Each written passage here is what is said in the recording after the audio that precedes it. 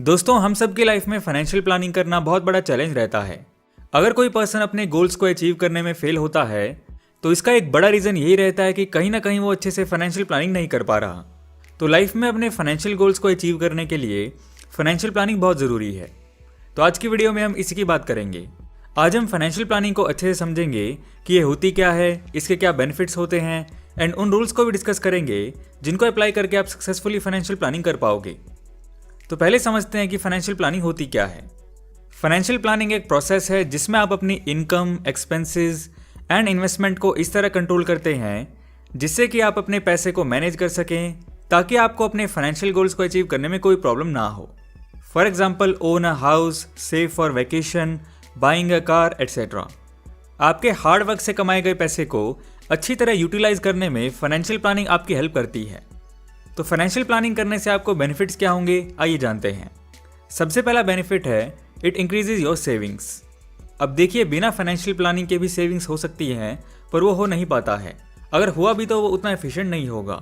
इसीलिए financial planning करने से आप अपनी इनकम और एक्सपेंसेस को प्रॉपर ट्रैक कर पाएंगे और आपका सेविंग अमाउंट इंक्रीज होगा। नेक्स्ट बेनिफिट है स्टैंडर्ड ऑफ लिविंग। जब लोग फाइनेंशियल प्लानिंग नहीं कर पाते और आगे चल के बिल्स और EMI पेमेंट्स और डेट्स बढ़ जाते हैं तो उन लोगों को अपने लाइफस्टाइल से कॉम्प्रोमाइज करके कुछ पैसे सेव करने पड़ते हैं।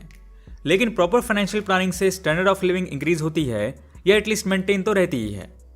नेक्स्ट बेनिफिट है it prepares you for emergency situations. Financial planning की हेल्प से आप फ्यूचर की इमरजेंसी सिचुएशन के लिए प्रिपेयर रहते हैं। आपके पास ऐसी सिचुएशन के लिए पहले से ही प्लानिंग होती है जिसमें आप एक इमरजेंसी फंड क्रिएट करके रख लेते हैं जो उस टाइम काम आता है। बिना फाइनेंशियल प्लानिंग वाले लोग इमरजेंसी सिचुएशंस में सर्वाइव नहीं कर पाते और ना ही किसी मेडिकल सिचुएशन के लिए उनके पास बजट होता है।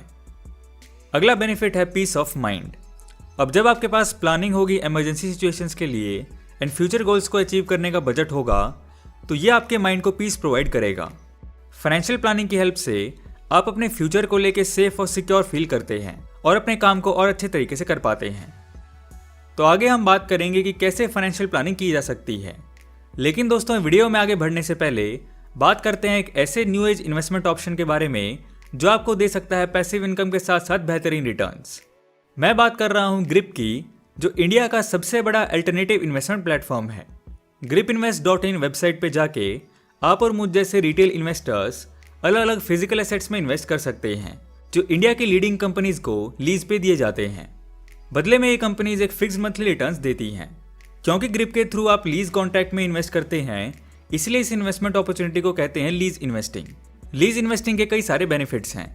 ग्रिप के थ्रू आप अपनी इन्वेस्टमेंट जर्नी शुरू कर सकते हैं सिर्फ 10,000 रुपीज से, और नीचे दिए गए लिंक से आपको मिलेंगे 2,000 रुपीज बोनस अपनी पहली इन्वेस्टमेंट पे।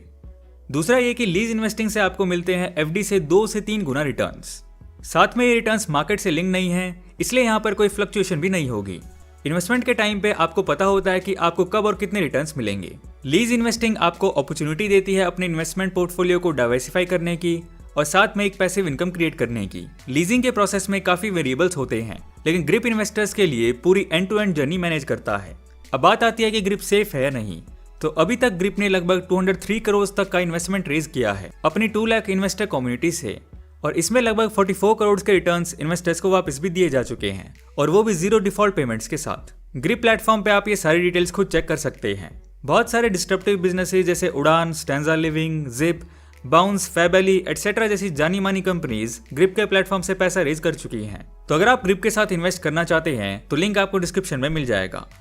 तो आइए अब बात करते हैं उन 5 गोल्डन रूल्स की जिनको फॉलो करके आप फाइनेंशियल प्लानिंग कर सकते हैं।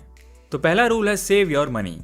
फाइनेंशियल प्लानिंग में सबसे पहले आपको सेविंग करना स्टार्ट करना होगा, क्योंकि फाइनेंशियल प्लानिंग का मतलब है पैसे को मैनेज करना, और पैसा मैनेज करने के लिए पैसे तो होने ही चाहिए ना, यानी सेविंग्स। क्योंकि आपकी कुछ सेविंग्स ही नहीं होंगी तो आप मैनेज क्या करेंगे। अब आप बोलेंगे इसमें नया क्या है, ये तो सभी करते हैं। लेकिन नहीं, बहुत से लोग जितना अर्न कर रहे हैं वो पूरा अपनी डेली लाइफ पे स्पेंड कर देते हैं। अगर आप भी ऐसा करते हैं तो फिर आप बहुत बड़ा रिस्क ले रहे हैं अपने फ्यूचर के साथ। इसलिए आप सेविंग करना स्टार्ट कीजिए। आप अपनी इनकम का एटलीस्ट 10% तो जरूर सेव कीजिए, और इसमें कोई रॉकेट साइंस नहीं है। देखिए, पैसे हमारे पास रहेंगे तो हमेशा खर्च हो ही जाते हैं, इसलिए आप अपनी इनकम का कुछ परसेंटेज अलग कर दीजिए और उस पैसे को कहीं FDs या किसी भी और फॉर्म में कहीं डिपॉजिट कर दीजिए जहां वो अलग से सेव रहे। ये सेविंग्स इमरजेंसी सिचुएशन में आपकी हेल्प भी करेंगी और आपके फ्यूचर गोल्स को अचीव करने में भी आपके काम आएंगी। नेक्स्ट रूल है रेगुलेट योर एक्सपेंसेस। देखिए होता क्या है, अगर आपने अर्न करना स्टार्ट किया है तो आपने नोटिस किया होगा कि मंथ के स्टार्टिंग में जब आप प्लान करते हैं तो सब कुछ सही लगता है, इनकम सफिशिएंट लगती है पूरे मंथ के लिए, लेकिन मंथ एंड के आते आते पैसों की शॉर्टेज हो ही जाती है। इसलिए आपको अपना बजट अच्छे से प्रिपेयर करना होगा, जिसमें आपको लिखना होगा कि आप अपनी इनकम को कहाँ कहाँ स्पेंड करते हैं। उन एक्सपेंसेस को डिफरेंट कैटेगरीज में डिवाइड करना होगा, जैसे कि urgent, non urgent, avoidable expenses, non avoidable expenses, necessities and luxury expenses etcetera. और इस बजट में आपको अपने एक्सपेंसेस को कंट्रोल करना होगा। अननेसेसरी एक्सपेंसेस से आपको बचना चाहिए। वैसे नॉर्मली आप और हम कोई बहुत अननेसेसरी पैसे नहीं उड़ाते हैं, लेकिन इसके बाद भी कुछ एक्सपेंसेस ऐसे होते हैं जो अननेसेसरी तो नहीं पर ज़रूरी भी नहीं होते हैं, यानी जो आपकी प्रायोरिटी लिस्ट में नहीं है फिर भी आप उस जगह स्पेंड कर रहे हैं। ऐसे एक्सपेंसेस को थोड़ा रिड्यूस कर सकते हैं एंड ऐसे एक्सपेंसेस को अवॉइड किया जा सकता है। आप जब इस रूल को प्रैक्टिकली फॉलो करेंगे तो आप नोटिस करेंगे कि आप पहले से ज़्यादा सेविंग कर पा रहे हैं। फाइनेंशियल प्लानिंग का नेक्स्ट रूल है इन्वेस्ट योर मनी।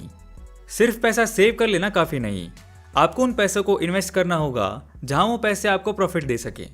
ये इन्वेस्टमेंट लॉन्ग टर्म यानी अगले 10 से 15 सालों के लिए करने होंगे, ताकि फ्यूचर में आपकी सेविंग्स और बड़ी हो सके। आपको बेसिक इन्वेस्टिंग की थोड़ी बहुत नॉलेज तो गेन करनी ही होगी, क्योंकि उसके बिना आप अपने पैसे को ग्रो नहीं कर पाएंगे।